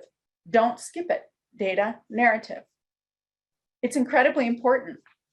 You may have data that supports that the student has made some progress, but then in the narrative, you see a description that says that the student made no progress for a period of weeks and then hit a developmental milestone that allowed them to make all of this progress in the last 2 weeks or 3 weeks or whatever it is. So that would be really important information to have. The converse is also true. Same amount of progress, but it happened during the first 3 weeks and then the student plateaued and hasn't made any progress since then. That's a signal you need to do something else, right? So that narrative is incredibly important. It's not enough on its own. This is a data-based decision. You're looking for data that supports progress. And you've already identified the data that you're going to collect. You did it back in the measurable goal. Stay vigilant and communicate with parents about progress, especially now. What is a reasonable amount of progress? You've already decided that. Where did you decide that as a team? Anyone? Goals. I saw Stacy say goals. It's goals. You've identified what is a rigorous but reasonable goal for the student to achieve in a year. So that's the amount of progress you're looking for. Rigorous meaning challenging, targeted, unique, reasonable meaning how much of the skill gap you can expect to close in a year. Right? If you don't get that amount of progress or you get more progress than you expected, go back and review that. Again, lack of progress, the 4 R's. Who does this? I'm going to tell you what the 4 R's are, so hang on. But who does it? The team. When a reasonable amount of time, don't wait months, a reasonable amount of time, court consensus would be days or weeks, not months. If the IEP is not recalibrated at this point in a reasonable amount of time, a denial of faith will result. How do you recalibrate the IEP? You reconvene. Again, doesn't necessarily have to be face-to-face in the same room, but you reconvene the team members. You review what's happening. Where are we stagnating? Has services been provided? Is there a broken link in our faith continuum? Has the student's needs changed? And then you re-strategize. Okay, this is what we're going to do to meet the students' now current educational needs, and you revise the IEP as a result. What if you get more progress than you expected? This is where I see schools sit back and allow this to happen. This is a violation as well, because if you do not have services to close the gap, and if a student has already met their goals, you're not working on closing the gap. You're not working on increasing their independence to the level of independent learner. So unexpected progress, by the way, is mentioned in the regulations as well as a reason to look at the student's needs again. You're going to engage in the 4 R's. Who's going to do it? The team. This is when a student makes more progress than you anticipated, right? I see this sometimes, particularly in young students, and a lot of times it's in things like articulation or speech language services, where they will quickly meet their goals. And they can now say their letters that are age appropriate. That is a student who may not have been eligible in the true sense of eligibility and educational need, but they've met their goals. To do nothing with that is a violation. So the team needs to revisit this when a reasonable amount of time after the unexpected progress is discovered. And again, if the IEP is not recalibrated in the reasonable period of time, a denial of faith will result. As a general rule, this is it right here. Anytime educational needs change, it's time to realign the IEP. You do that by reconvening, reviewing, re-strategizing, and revising. By the way, some good documentation of this is very helpful in the event of a challenge. Get the team together virtually, telephonically, or at the same table, it doesn't matter. Ask what additional information is needed to fully understand the student's current educational needs. Develop a plan to gather information or conduct assessments. Set a time to review the new information. That's the reconvene part of the 4 R's. You want to always go back and review to find the broken link. If a student is making unanticipated progress or a lack of progress, stagnant progress, there's a broken link in here somewhere. Could be that their needs have changed and you got to go all the way back. It could be services and supports weren't delivered consistent with the IEP, but there will be a broken link. So review all information collected, probe, probe, probe here. Ask a lot of questions. Special educators are curious people and they ask lots of questions. The goal is a clear understanding of the student's current functioning across environments. Have the present levels changed? Were the goals rigorous and reasonable? Were services provided consistent with the IEP? Probe, probe, probe. And then re-strategize based on what you learned. Okay. You need to go back to special ed and related services and supplementary aids and services that meet the student's now current educational needs. That means to advance appropriately toward attaining the annual goals. If the student has already met their goals, they're not advancing appropriately. If the student's progress has stagnated, they're not advancing appropriately. So you have to treat both of those similarly and probe, probe, probe.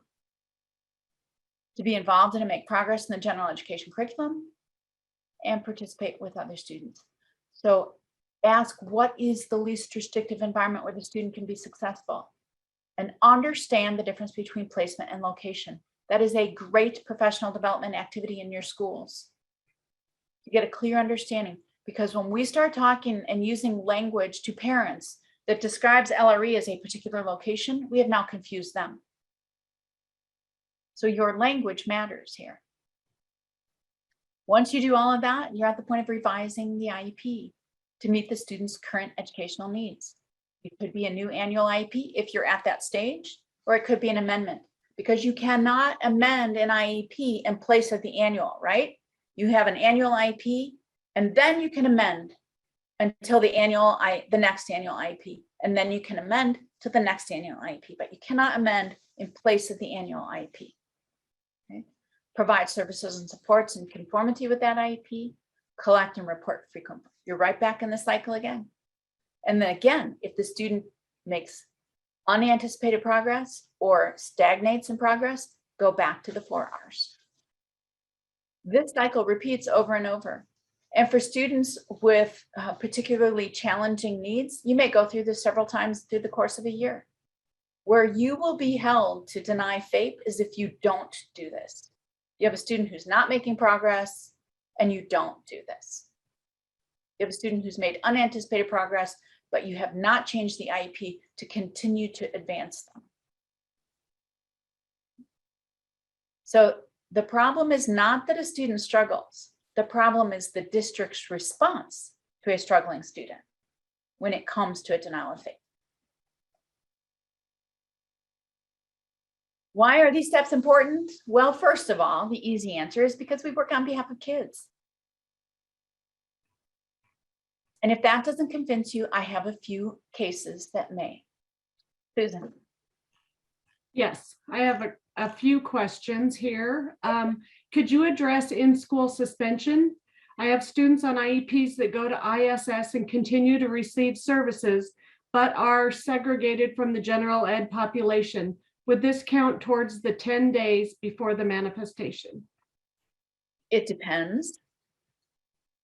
So in-school suspension is addressed in the regulations and in particular in the commentary to the regulations and in subsequent OSEP guidance. In-school suspension would need to be counted unless three things happen.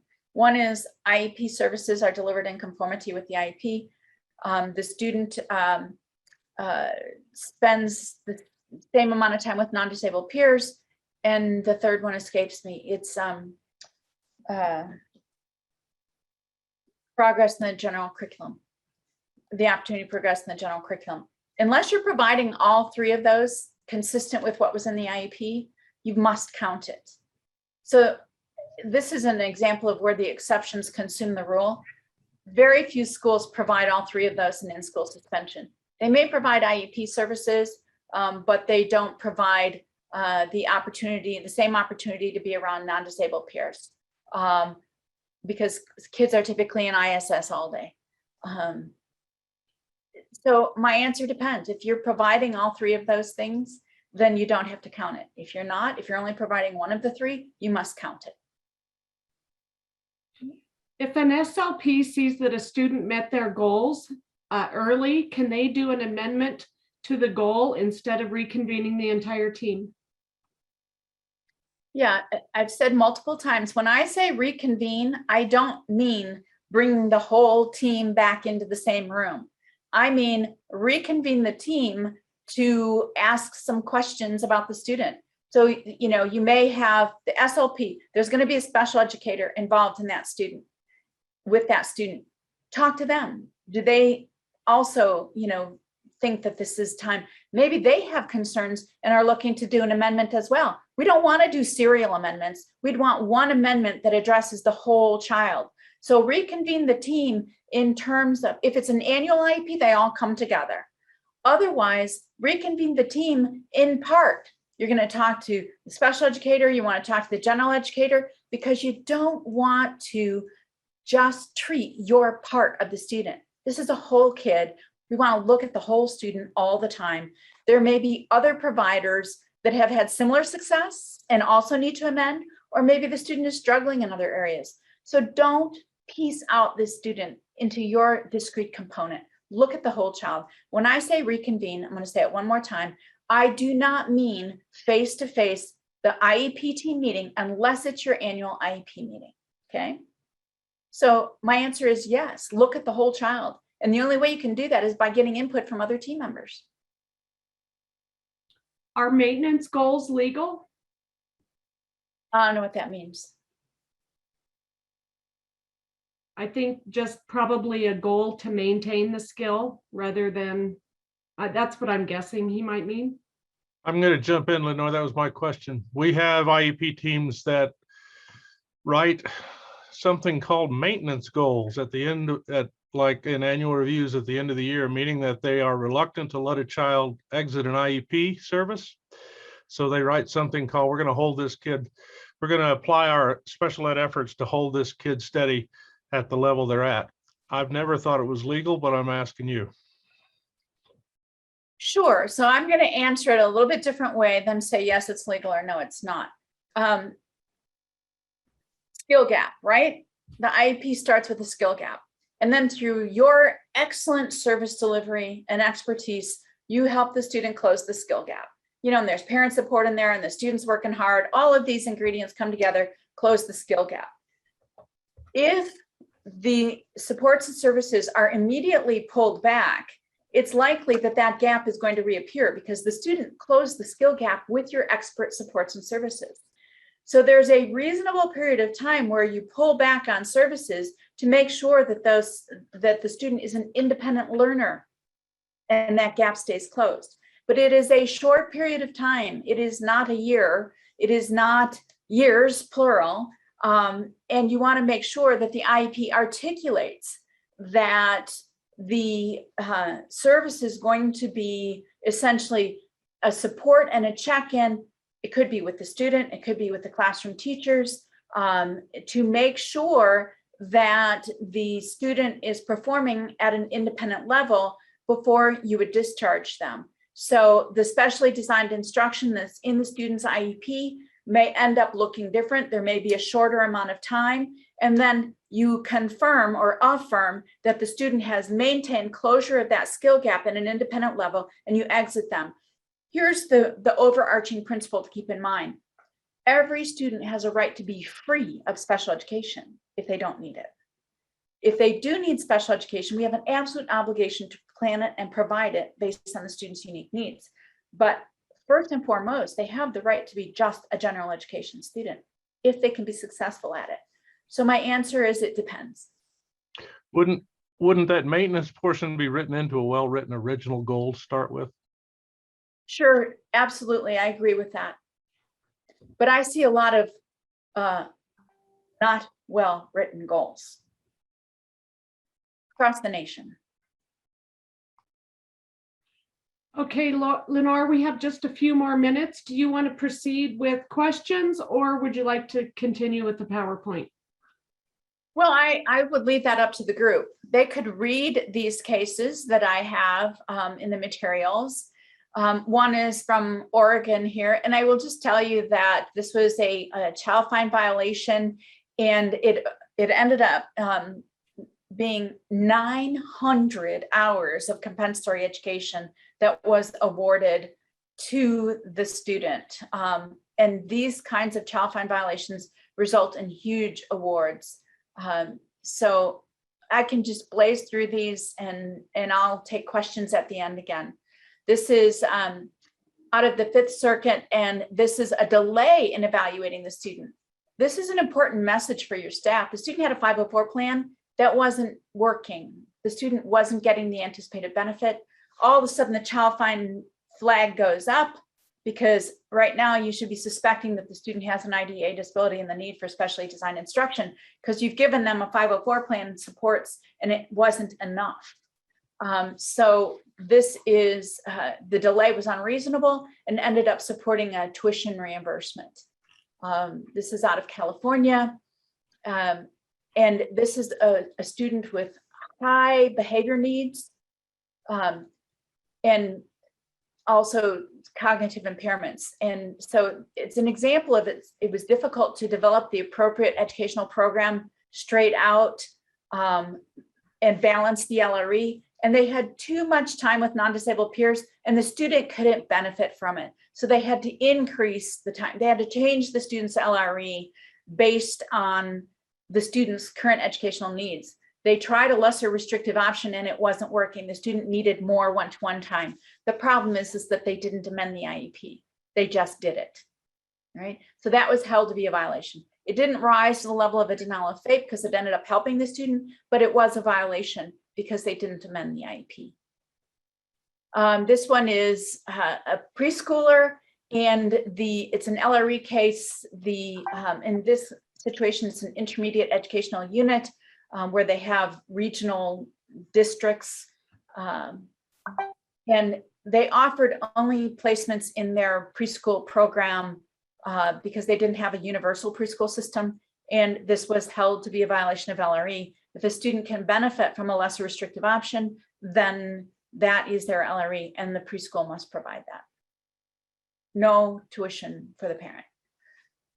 This is out of New Mexico, an elementary student. The school was found in violation for developing an inadequate IEP and failing to ensure that the student received appropriate instruction in reading and writing. This is the progress case. Student wasn't progressing.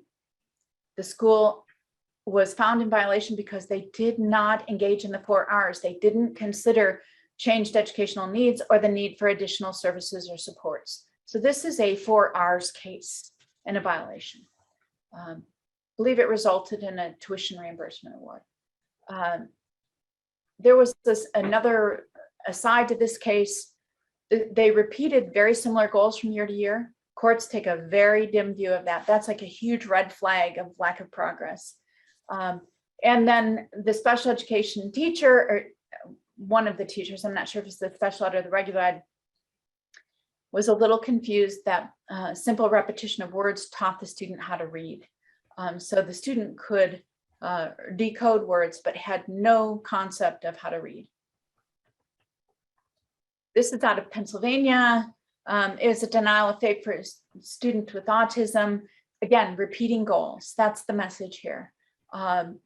this whole case turned on stagnation and repetition of goals, and they didn't engage in the 4 R's again. I think I've used all of my time. I don't want to keep you over. There's a couple more cases in here that you can refer to at your leisure. You'll have a copy of the handout. And I'll take any last minute questions, Susan, if you have any. Lenore, I just wanted to thank you. This has just been wonderful. So spot on and packed full of really great information. I really do appreciate it. For folks that need to go, please grab the evaluation link in the chat and fill out your evaluation. And then I know that Sarah and Michelle both have unanswered questions. So at this time, Michelle, if you would like to unmute and ask your question, that would be great.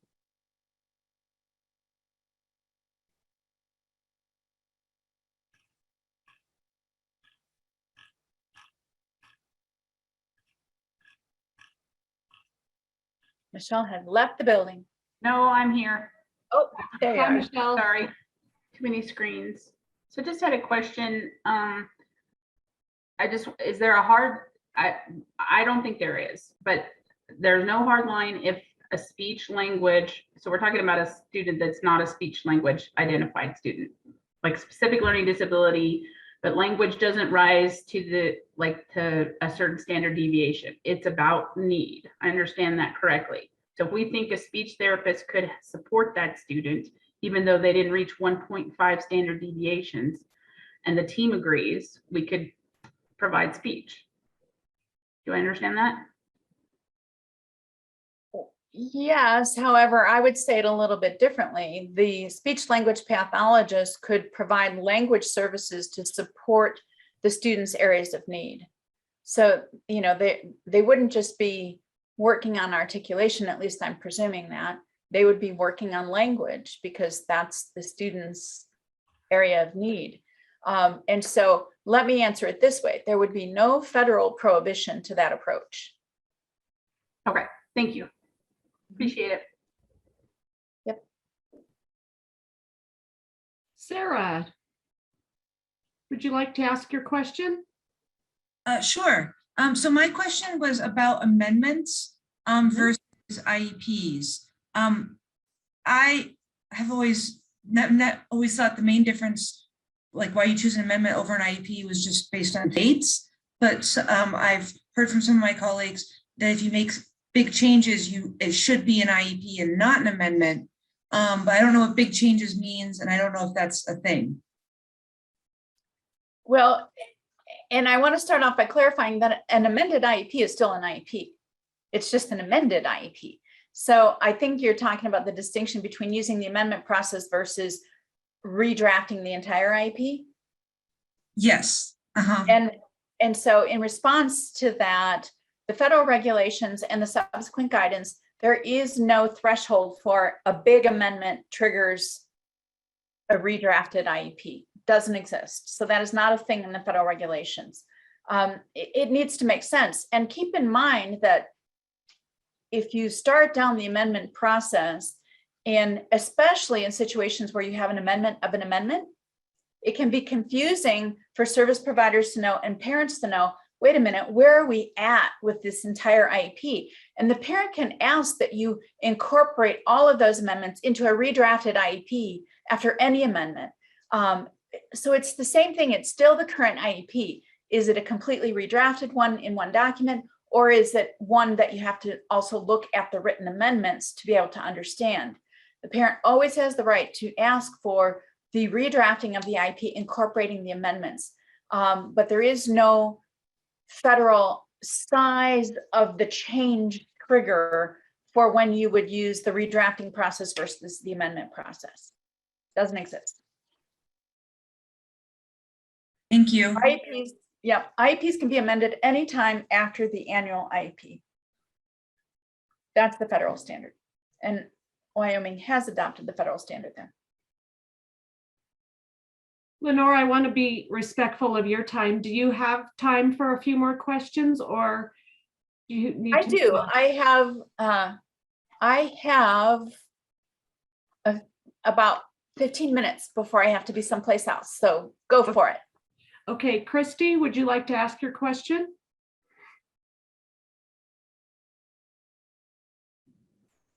Yes, can you hear me? Yes. Okay, I wrote a scenario in the chat box, so I'm just going to read it and I might add a few details if necessary. So an IEP team determines that a student's level of emotional dysregulation is so significant that the student is in danger to self and others, and thereby determines that the student can only receive services in a self-contained classroom, justifying the student's LRE at 0%. The location is designated as the resource room on that same campus. And they have designated a full one-on-one adult support with an ESP in the absence of any access to non-disabled peers until the student demonstrates the ability to remain safe. In considering the student's present level of need and the designation of an emotional disability, shouldn't the IEP team consider the continuum of special education services to determine the appropriate educational program and placement to ensure FAPE? So you could have given me any scenario and my answer would be the same. Yes. The team has to consider the least restrictive environment. So it could be a portion of the student's day.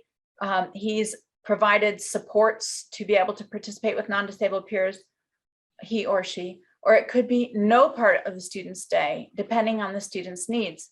So one thing I want to double back to is you said his LRE is 0%. I would say that differently. His LRE, as identified by the team, is a self-contained classroom. Right. And so that could be in school A or school B, you know, it could be in a different school building. That would be the location, but the placement is a self-contained classroom. That self-contained classroom throughout the whole student's day means that he participates with non-disabled peers 0%. Is that a problem? Possibly, depending on the needs of the student. If he's able to be successful with the appropriate supports to be around non-disabled peers for a portion of his day, he must be given that opportunity because it's maximizing the amount of time with non-disabled peers. Students, and this is sometimes true when we have students with significant behavioral challenges, they have to earn their way back in. You know, if they display good behavior 3 days out of 5, then they can have 15 more minutes back in. They don't earn their way back in. It is a team determination based on the student's educational needs, which includes behavior, functional, all of that. What is the least restrictive environment? And I describe it as a magnetic pull. Anytime we identify an environment other than the general classroom, the whole entire team should feel this magnetic pull back to the general classroom environment with non-disabled peers so that the student can maximize the amount of time. And it may very well be, there are some students whose least restrictive environment is a completely separate placement based on their needs, not based on their capacity to earn their way back. So I don't know if I answered all of your question or not, but again, I think the same premise, you have to maximize the amount of time the student is with non-disabled peers to the extent appropriate. Is it appropriate is a case-by-case determination. Right. Super complicated situation, kind of a precedent-setting situation where instead of considering a change of placement to a self-contained behavior and social emotional classroom, the student is remaining on campus with full-time resource support and no access to non-disabled peers. So it's just, I don't know, concerning to me that that consideration of just staying in a room with one adult all day long and not really addressing the social emotional need of, you know, do I need a greater level of service support? Do I need Right, but keep in mind that in addition to the LRE analysis, there needs to be educational benefit. So if they don't have the right level of services and supports, if they don't have an opportunity for the student to actually learn new skills or replacement skills from a behavioral perspective, they're likely not going to get educational benefit, which again is a signal of a denial of faith. So it's kind of the whole bundle, not just a particular piece of it, not a particular location. So if this student, any student, doesn't receive educational benefit by making progress, you get a problem. Right. Well, you kind of just answered it right there. Thank you. Okay, I'll ask one more question, Lenore. What are your thoughts on providing academic services with a student identified as speech articulation disability? Articulation only, I'm Yes. assuming? Yes. Okay. It depends. You know, I've seen students and have been convinced over the years, I didn't necessarily start here, but I have been convinced over the years that there are some students that have significant articulation difficulties that may affect their ability to decode. But I struggle with the notion that a student wouldn't be identified as having a language disorder as opposed to just an articulation disorder. I suppose it's possible that in the right circumstances, the stars could align and an Artic only student might need some academic support, targeted academic support. It would be difficult for me to see that as a general practice, because then I think you have not comprehensively evaluated the student and identified all of their educational needs. So I think I'm going to rest on the fact that I think it's likely, I would say there's likely a broken link. Is it 100% a broken link? You know, when you think about the FAPE continuum, again, the stars could align and you might have the right situation where a student with significant or severe articulation could need some academic support, but as a general rule, there's a broken link in there. You have to go back and figure out what are the educational needs of the student. Do we need to comprehensively reevaluate? Because I suspect it's not Artic only.